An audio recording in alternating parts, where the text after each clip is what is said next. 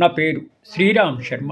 హర్ష అనే స్టూడెంట్కి college management ఒక పనిష్మెంట్ ఇచ్చింది.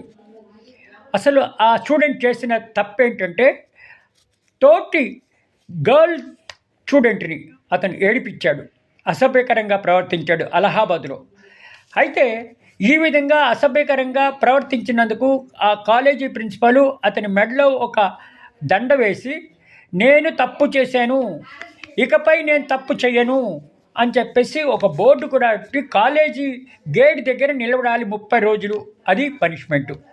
ఆ విద్యార్థి ఊరుకున్నాడా? ఆయన అలహాబాద్ హైకోర్టులో ఛాలెంజ్ చేశాడు. ఇద్దరు జడ్జిల ధర్మాసనం దగ్గరికి వచ్చింది. ఇద్దరు జడ్జిలు చాలా చక్కగా విని ఈ కాలేజీ మేనేజ్మెంట్ ఇచ్చిన పనిష్మెంట్ను తీసేసి, అది తప్పు, ఒకవేళ విద్యార్థి ఇట్లా తప్పు చేస్తే ఏదైనా పనిష్మెంట్ ఇవ్వాలి, కానీ అవమానపరిచేటట్టు ఇటువంటి పనిష్మెంట్ ఇవ్వకూడదు.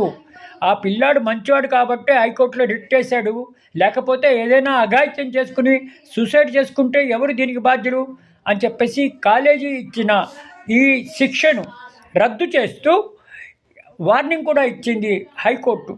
ఇటువంటి శిక్షలు స్టూడెంట్కి వేయకూడదు, ఇది చాలా తప్పు, హ్యూమన్ రైట్స్ వైలేషను అని చెప్పేసి ఆ శిక్ష విధించిన దాని ప్రిన్సిపల్ని చాలా సీరియస్గా చెప్పడం జరిగింది.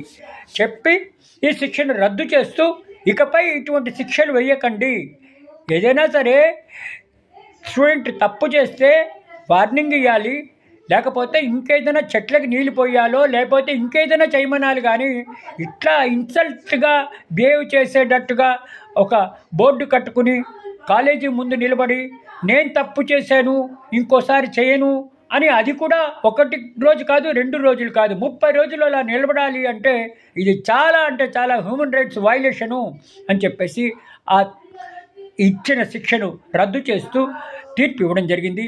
గౌరవ అలహాబాద్ హైకోర్టు ఇద్దరు జడ్జి ధర్మాసనం, చీఫ్ జస్టిస్తో పాటు ఉండే ఇంకో జడ్జి గారు.